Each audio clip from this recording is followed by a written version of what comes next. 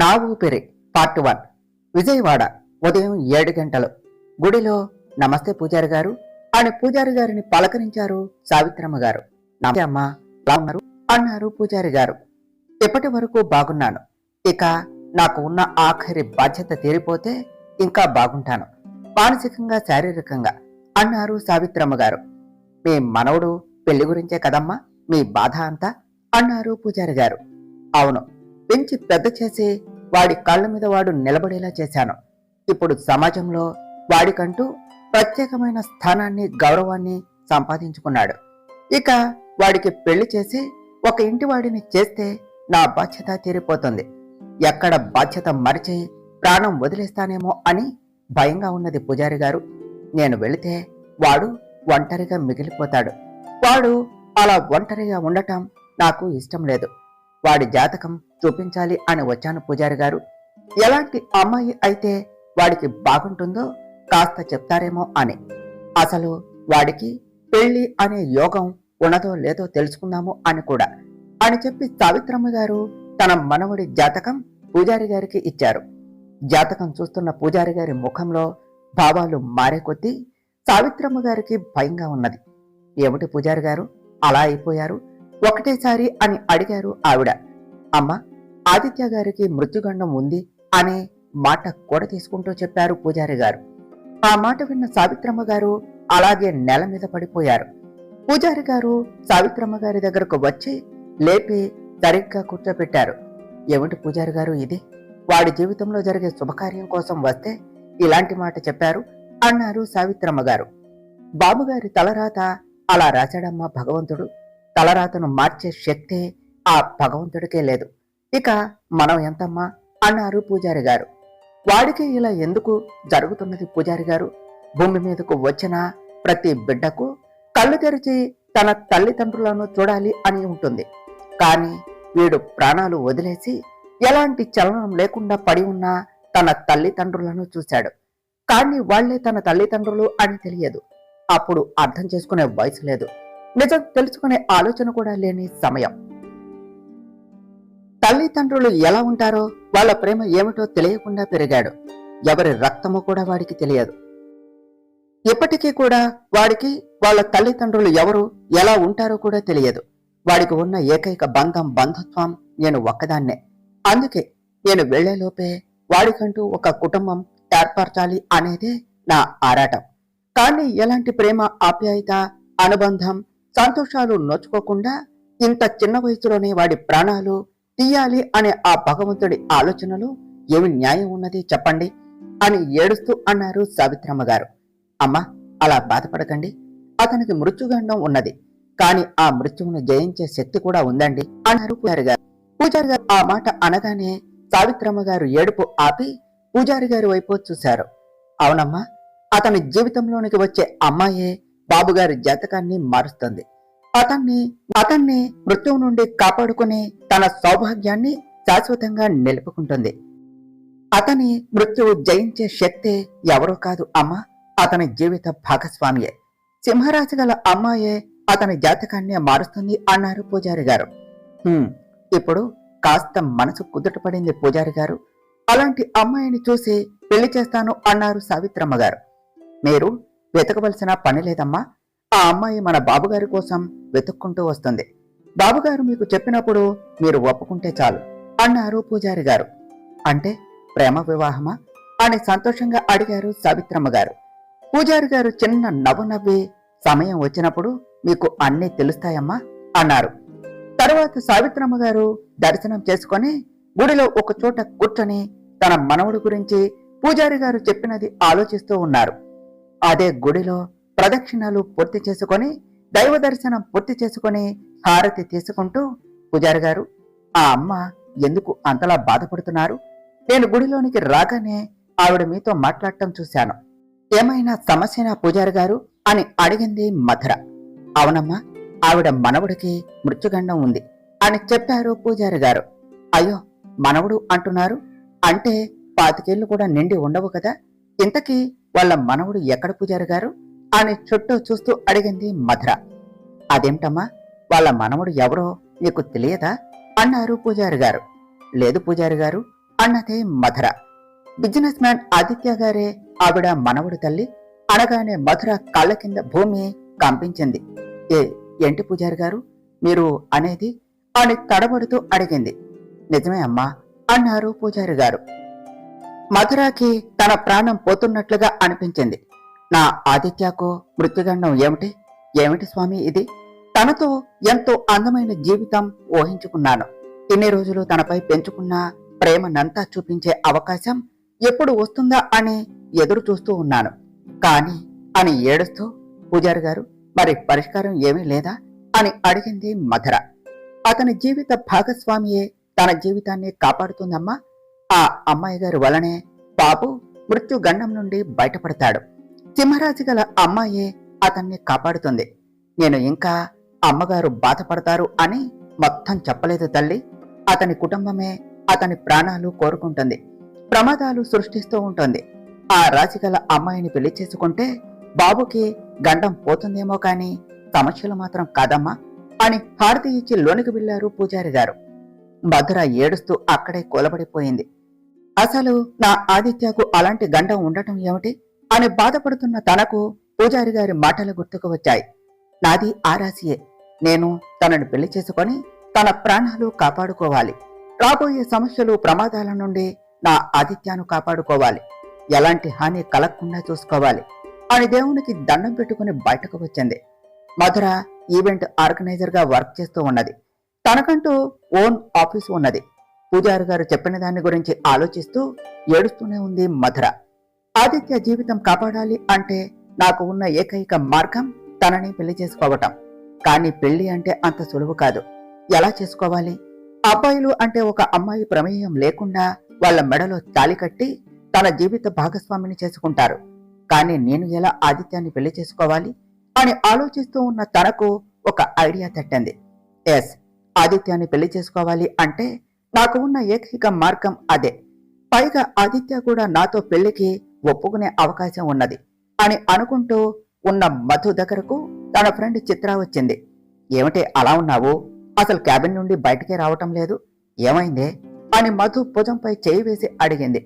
పూజారి గారు చెప్పినది మొత్తం చిత్రకు చెప్పింది మధు. చిత్ర, నేను ఆదిత్యను పెళ్లి చేసుకోవాలి అనుకుంటున్నాను. పెళ్లి చేసుకుని తనని కంటికి రెప్పలా చూసుకుంటూ ఎలాంటి సమస్యలు రాకుండా చేస్తాను అన్నది మధు. మధు, నువ్వు ఆదిత్యను ప్రాణం కంటే ఎక్కువగా ప్రేమిస్తున్నావు. నీ బాధ నాకు అర్థం అవుతుంది. నీ మనసుకు చాలా కష్టంగా కూడా ఉంది. అది నీ ముఖం చూస్తేనే తెలుస్తూ ఉన్నది. కానీ పెళ్లి అంటేనే జరగదేమో అని అనిపిస్తూ ఉన్నది. తన ప్రమేయం లేకుండా పెళ్లి చేసుకోవటానికి నువ్వేమీ అబ్బాయివి కాదు. పైగా తాళి కట్టేది కూడా నువ్వు కాదు అన్నది చిత్ర. తెలిసే, అందుకే ఒకటి ఆలోచించాను అన్నది మధు. ఏమిటే అన్నది చిత్ర. ముందు నేను తనలో కలిసిపోతే తర్వాత తాను నన్ను పెళ్లి చేసుకునే అవకాశం ఉంది కదా, అప్పుడు నేను తన ప్రాణాలు కాపాడగలను కదా అన్నది మధు. ఆ మాటకు చిత్ర షాక్ అయ్యింది. ఏమిటే, ఏం మాట్లాడుతున్నావో అర్థమవుతుందా అన్నది. అర్థమవుతుందే, తనకంటే నాకు ఏది ఎక్కువ కాదు. ఈ ప్రాణమే తనది. అలాంటిది తన ప్రాణాలు కాపాడుకోవటం కోసం ఆ పని చేయలేనా? నాకు ఈ దారి తప్ప ఇంకే దారి లేదే.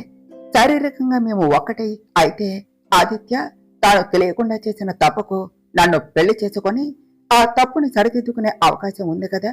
ముఖ్యంగా ఫస్ట్ ఆదిత్యకు పెళ్లి జరగాలి, అది కూడా నాతోనే. తర్వాత ఆయనతో కలిసి ఉంటాను కాబట్టి ఆయనను ప్రతి క్షణం గమనిస్తూ వచ్చే సమస్యలు మరియు ప్రమాదాల నుండి కాపాడుకోవాలి అన్నదే మధు. కానీ ఒకవేళ ఆదిత్య అలాంటి మనిషి కాకపోతే, ఒక అనుభవం దొరికింది అని నిన్ను వదిలేస్తే అన్నది చిత్ర. ఆదిత్య అలాంటి వారు కాదు చిత్ర. అలాంటి వారే అయితే ఇప్పటికీ ఆయనకు ఎంతో మందితో అఫైర్స్ ఉండాలి. కాలేజీ ఫంక్షన్ కు వచ్చినప్పుడు ఎంత డిస్టెన్స్ మెయింటైన్ చేశాడో తెలుసా? చూసే చూపులోనే అర్థమవుతుంది ఆయన ఎలాంటి వారు అనేది అన్నది మధు. ఏమోనే, కానీ ఒక ఫ్రెండ్గా నాకు ఆ భయం ఉంటుంది కదా. మరి ఇంట్లో ఏం చెప్తావే? అమ్మ వాళ్ళ గురించి ఒక్కసారి ఆలోచించావా అన్నది చిత్ర. ఈ విషయం అసలు వాళ్లకు చెప్పను. ఆదిత్య నుండి మ్యారేజ్ ప్రపోజల్ వచ్చినప్పుడు ఇలా ఒక అబ్బాయిని ప్రేమిస్తున్నాను అని ఇంట్లో చెప్తాను. మా వాళ్ళు ప్రేమకి వ్యతిరేకం కాదు కాబట్టి ఒప్పుకుంటారు అన్నది మధు. ఓకే, మరి ఇదంతా ఎలా ఎక్కడ ప్లాన్ చేస్తావు అన్నది చిత్ర. అదే అర్థం కావటం లేదే. ఇక్కడ అంటే ఇంపాసిబుల్ అని ఏదో స్ట్రైక్ అవటంతో చిత్ర, చరణ్ అన్నయ్య ఆదిత్య దగ్గరనే కదా వర్క్ చేసేది, సో బిజినెస్ విషయాలకు వేరే ప్లేస్ కు వెళ్లే అవకాశం ఉంటుంది కదా, అక్కడ ఏదో ఒకటి చేసి తనతో ముందుగా శారీరకంగా కలిసిపోతే తరువాత జీవితం పంచుకోవచ్చు, అప్పుడు నా ఆదిత్యాన్ని మృత్యువు నుండి కాపాడుకోవచ్చు, నాకు వేరే ఆప్షన్ లేదు, ప్లీజ్ అన్నయ్యకు చెప్పి ఆదిత్య గురించి ఇన్ఫర్మేషన్ ఇవ్వమనవా అని ఏడుస్తూ రిక్వెస్ట్ చేసింది మధు. Okay Madhu, cool. ప్రాణంగా ప్రేమించిన మనిషికి ప్రమాదం ఉంది అని తెలిస్తే ఎవరూ తట్టుకోలేరు. నువ్వు తీసుకున్న స్టెప్ తప్పు కావచ్చు, కానీ దాని వెనుక నీ ఉద్దేశ్యం మాత్రం తప్పు కాదు అని చెప్పి బయటకు వచ్చి చరణ్ కు కాల్ చేసింది చిత్ర. ఏమిటి బేబీ, మార్నింగ్ నుంచి ఇప్పుడా కాల్ చేసేది అన్నాడు చరణ్. రేయ్, నేను ఉన్న సిచ్యువేషన్ ఏమిటి, నువ్వు మాట్లాడేది ఏమిట్రా అన్నది చిత్ర. ఏమైంది అన్నాడు చరణ్. చిత్ర మొత్తం చరణ్ కు చెప్పింది. ఏమిటి అన్నాడు ఆశ్చర్యముగా. అయినా నాకు ఎప్పుడు చెప్పలేదేమిటే నువ్వు మధు ఆదిత్య సార్ని ప్రేమిస్తుంది అని అన్నాడు చరణ్. అబ్బా బాబా, ఇప్పుడు అదారా టాపిక్ అన్నది చిత్ర. అయినా అలాంటి స్టెప్ తీసుకోవటం ఏమిటే అన్నాడు చరణ్. మరి వేరే ఐడియా ఉంటే ఇవ్వరా, అది మార్నింగ్ నుండి ఎంతలా బాధపడుతుందో తెలుసా, ఆదిత్య అంటే దానికి పిచ్చి, అందుకే తనని కాపాడుకోవటం కోసం అలాంటి స్టెప్ తీసుకుంటుంది. ముందు ఇది చెప్పు, ఆదిత్య ఈ మధ్యలో బిజినెస్ పని మీద ఎక్కడికైనా వెళ్లే అవకాశం ఉన్నదా అన్నది చిత్ర. రేపు నైట్ మేము చెన్నైకి వెళ్తున్నాం అన్నాడు చరణ్. ఏమిటి, వెయిట్ వెళ్తున్నాం అంటే నువ్వు కూడానా అన్నది చిత్ర. నేను ఆదిత్య సార్ అని చెప్పి చిత్ర మధు అలా చేస్తుంది అంటే అర్థమవుతుంది నిజంగా తాను ఆదిత్య సార్ని ఎంతలా ప్రేమిస్తుందో అని అన్నాడు చరణ్. అవునురా, సరే నువ్వు అన్ని డీటెయిల్స్ నాకు చెప్పు, టికెట్స్ బుక్ చేసుకుని మేము కూడా వస్తాము అన్నది చిత్ర. నువ్వు కూడా వస్తావా అని సంతోషంగా అడిగాడు చరణ్. మరి దాన్ని ఒక్కదాన్ని ఎలా వదిలేను చెప్పు అన్నది చిత్ర. అవును కదా అన్నాడు చరణ్. సరేరా, మళ్ళీ చేస్తాను అని చెప్పి కాల్ కట్ చేసి లోనికి వచ్చి చరణ్ చెప్పింది మొత్తం మధుకు చెప్పింది చిత్ర. మరుసటి రోజు రాత్రి ఆదిత్య, చరణ్ బిజినెస్ పని మీద చెన్నైకు వెళ్లారు. ఆదిత్య కోసం మధు కోసం చిత్ర కూడా చెన్నైకి బయలుదేరారు. చరణ్ ముందే ఇన్ఫర్మేషన్ ఇవ్వటంతో ఆదిత్య ఉండే హోటల్లోనే వాళ్ళ రూమ్ పక్కనే చిత్ర, మధు వాళ్ళు కూడా ఉన్నారు.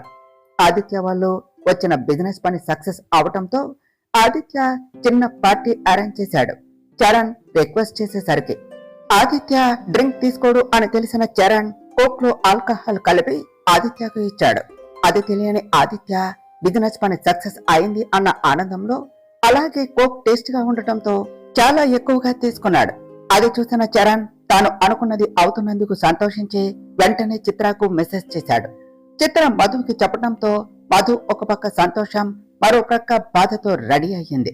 కాల్ వచ్చింది అనే వంకతో చరణ్ ఆదిత్య నుంచి దూరం రాగానే చిత్ర బయటకు వచ్చి వాళ్ళ రూమ్ కి చరణ్ కు ఇచ్చింది.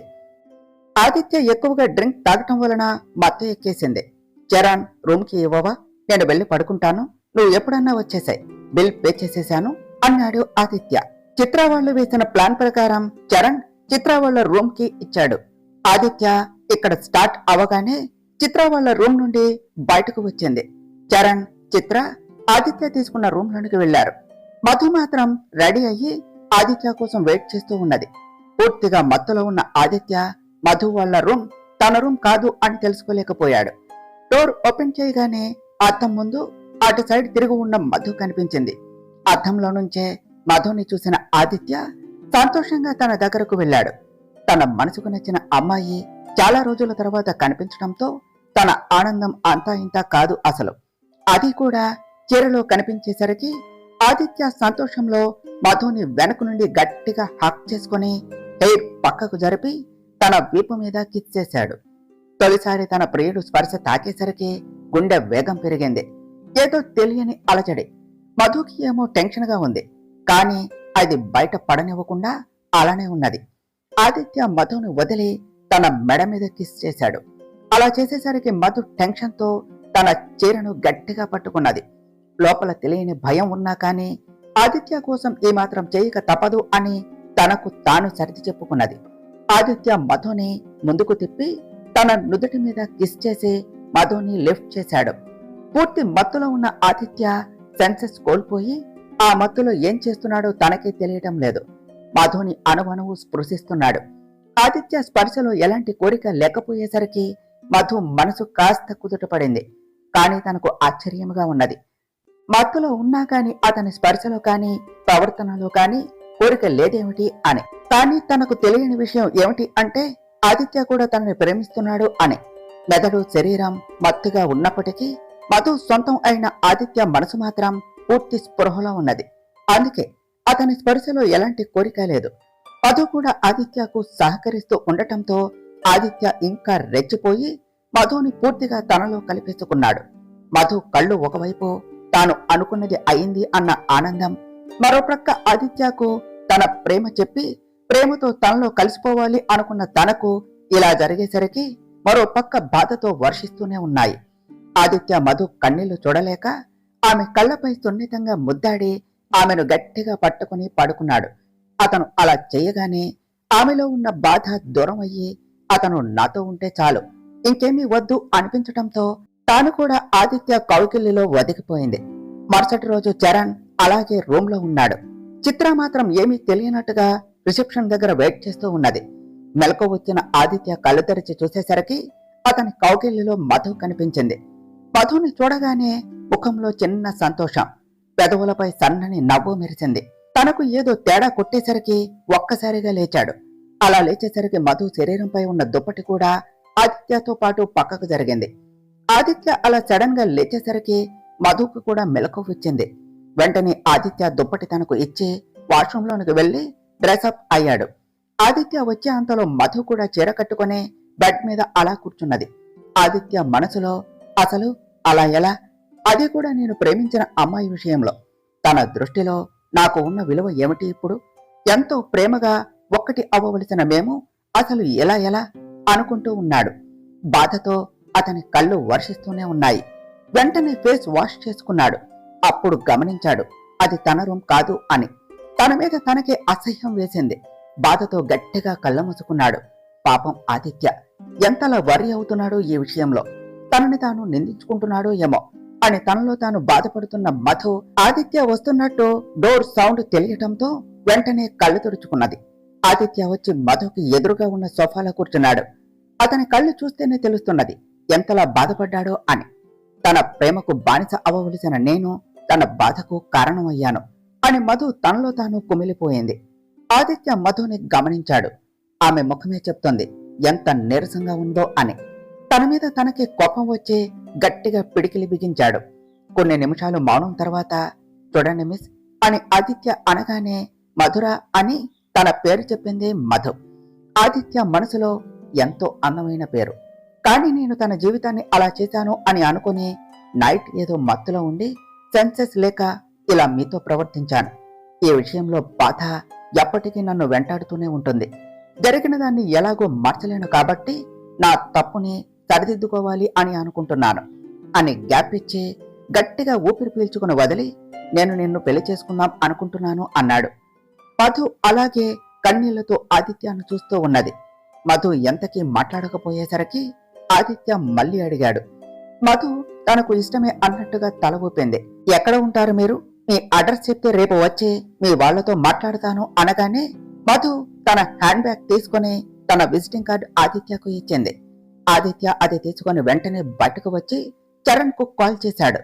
మంచి నిద్రలో ఉన్న చరణ్ మొబైల్ సౌండ్ కు మెలకువ రావటంతో కాల్ లిఫ్ట్ చేసి హలో అన్నాడు. రిసెప్షన్ దగ్గర వెయిట్ చేస్తూ ఉంటాను, తొందరగా వచ్చి విజయవాడకు వెళ్ళాలి అని చెప్పి కాల్ కట్ చేసి అక్కడ కూర్చున్నాడు ఆదిత్య. చిత్ర ఎక్కడ ఉందో ముందుగానే తెలియటంతో మధు అక్కడకు వచ్చింది. ఆదిత్యను గమనించకుండా చిత్రాన్ని గట్టిగా పట్టుకుని ఏడ్చేసింది. తనని అలా చూస్తూ ఉంటే ఆదిత్య మనసుకు చాలా కష్టంగా ఉన్నది. ఎంతగా తనని తాను తిట్టుకున్నాడో. చిత్ర మధు వెన్ను నిమురుతూ ఏమైందే, ఎందుకలా ఏడుస్తున్నావు? ఒకవేళ వాళ్ళు అనుకున్నది జరగలేదేమో అన్న అనుమానంతో అడిగింది. మధు చిత్రకి దూరం జరిగి తన బాధకి కారణం చెప్పేలోపే అనుకోకుండా చూపు పక్కకి మరల్చడం వలన అక్కడ ఆదిత్యను చూసి తాను ఏమీ చెప్పలేకపోయింది. నిజానికి ఆదిత్యను ఫేస్ చేయాలి అంటే ఏదోలా ఉంది మధుకే. వెంటనే చిత్ర చెయ్యి పట్టుకుని బయటకు లాక్కుని వచ్చి విజయవాడకు స్టార్ట్ అయ్యింది. వాళ్ళు వెళ్లిన కొన్ని నిమిషాల తర్వాత చరణ్ లగేజ్ తో రావటంతో ఆదిత్య, చరణ్ కూడా విజయవాడకు స్టార్ట్ అయ్యారు. తర్వాత ఏమి జరిగిందో నెక్స్ట్ పార్ట్లో తెలుసుకుందాం ఫ్రెండ్స్.